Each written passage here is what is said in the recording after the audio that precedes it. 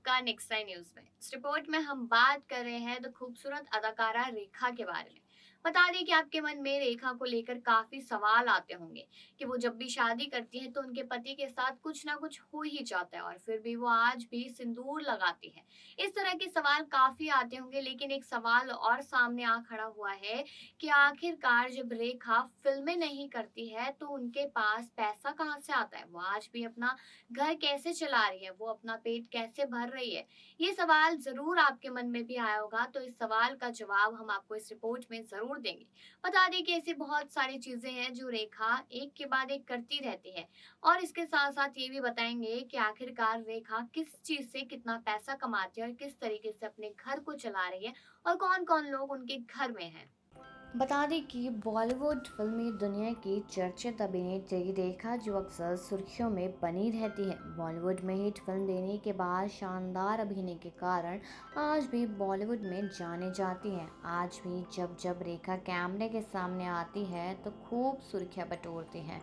वैसे तो अब रेखा फिल्मों और एड से उतनी नज़र नहीं आती है। ऐसे में सभी के मन में ये सवाल आता है कि आखिर बिना फिल्में किए वो अपने खर्चे कैसे मैनेज करती है। तो चलिए आपको बताते हैं इन सब चीज़ों के बारे में।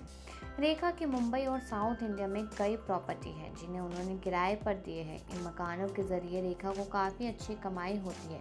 ये राशि उनके खर्चों में काफ़ी मदद करती है। बांद्रा के बैंड स्टैंड एरिया में जिस बंगले में रेखा रहती है उसकी कीमत करोड़ों में है। शाहरुख खान और फरहान अख्तर उनके पड़ोसी हैं। रेखा अभिनेत्री होने के साथ साथ पॉलिटिकल बैकग्राउंड से भी ताल्लुक़ रखती है। रेखा राज्यसभा की सांसद है। राज्यसभा मेंबर होने के नाते हर महीने रेखा को 1 लाख की राशि मिलती है, यानी सालाना 12 लाख की कमाई। उन्हें और भी कई तरह के अनाउंसर्स मिलते हैं। रेखा भले ही कम फिल्मों में दिखती है, लेकिन जब जब ये वेटरन एक्ट्रेस गेस्ट अपीयरेंस देती है तो इसके लिए मोटी फीस लेती है। वे किसी भी उद्घाटन में रिबन काटने की भी अच्छी खासी फीस लेती है। एक इंटरव्यू में रेखा ने बताया था कि वह पैसे सोच समझकर खर्च करती है और ज़्यादा से ज़्यादा पैसे बचाने पर ध्यान देती है। यही वजह है कि 80 के दशक में लाखों में पैसे कमाने वाली रेखा ने इतनी सेविंग्स कर ली कि अब उनका इंटरेस्ट भी लाखों में मिलता है। रेखा फिल्में तो नहीं बल्कि कुछ कुछ एड्स में काम करती है। वो एड्स, एडवर्टाइजमेंट, होर्डिंग पर फोटोज़ और अपना नाम यूज़ किए जाने पर एक फिक्स्ड प्राइस पेमेंट राशि पेमेंट लेती है। बताती कि रेखा पहले बिहार की ब्रांड एम्बेसडर हुआ करती थी।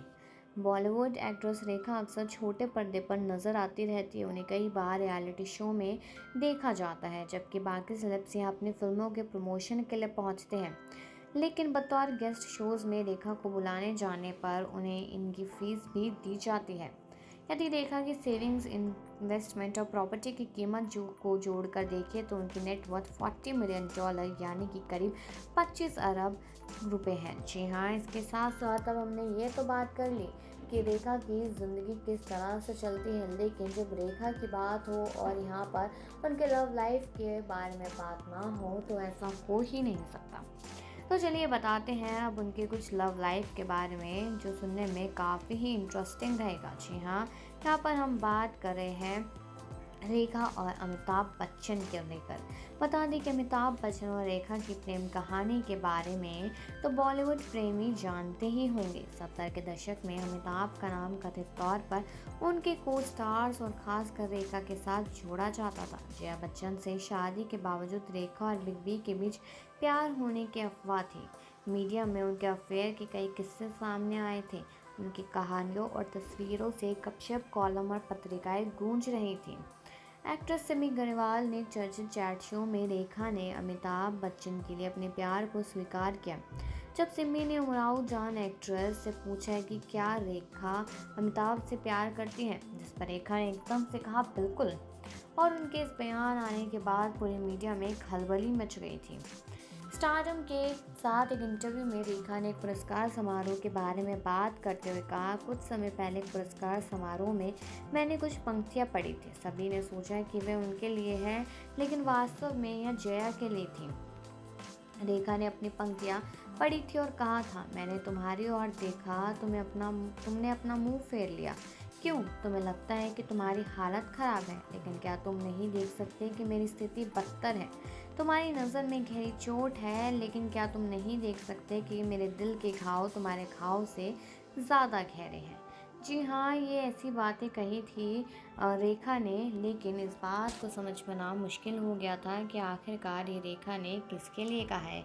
वही बॉलीवुड के महानायक अमिताभ बच्चन और ब्यूटी क्वीन रेखा की लव स्टोरी के बारे में तो हम सभी जानते हैं। एक दौर था जब बी टाउन के सबसे हॉट ऑन स्क्रीन जोड़ियों में से एक अमिताभ बच्चन और रेखा की जोड़ी लोगों के दिलों पर राज करती थी। इन दोनों की प्रेम कहानी हर किसी की जुबान पर हुआ करती थी।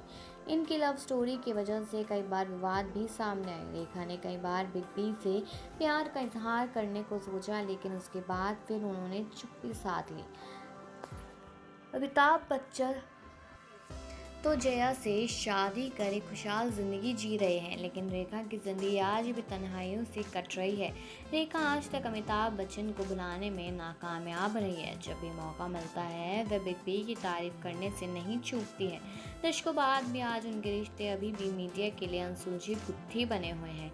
यहाँ हम आपको रेखा और अमिताभ से जुड़ी कुछ अनसुनी बातें बताने जा रहे हैं, तो आप ध्यान से सुनिएगा। वर्षों बीत गए और कई पीढ़ियां अमिताभ बच्चन और रेखा के फिल्मी गानों को सुनकर बड़े हो गए।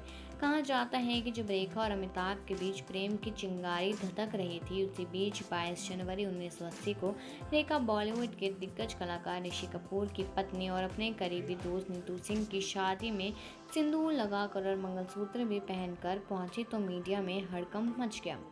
हालांकि कई अफवाहों के बाद रेखा ने एक इंटरव्यू में बताया कि उस शाम वो सीधे शूटिंग के सेट से एक कार्यक्रम में पहुंची थी। सिंदूर और मंगलसूत्र उनके किरदार का हिस्सा था और वो उसे उतारना भूल गई। वहीं एक अवार्ड फंक्शन के दौरान रेखा ने कहा था कि वो जिस शहर से है वहाँ सिंदूर लगाना फैशन का हिस्सा है। वहीं मीडिया में सनसनी बने इस कपल के बीच आखिरकार जया बच्चन की एंट्री कैसे हुई और इस बारे में रेखा का क्या कहना था। 1984 में फिल्मफेयर को दिए एक इंटरव्यू के दौरान रेखा ने अपने और अमिताभ बच्चन के रिलेशनशिप पर बड़ा खुलासा किया। उन्होंने कहा कि किसी को इसकी फिक्र नहीं कि मैं क्या चाहती हूँ, मैं तो दूसरी औरत हूँ ना। उन्होंने जया पर भी बिना नाम लिए निशाना साधा कि दूसरा इंसान तो सबकी नज़र में बेचारा बना हुआ है। कोई ऐसे शख्स के साथ एक छत के नीचे कैसे रह सकता है जो वह जानता है कि वह दूसरे से प्यार करता है।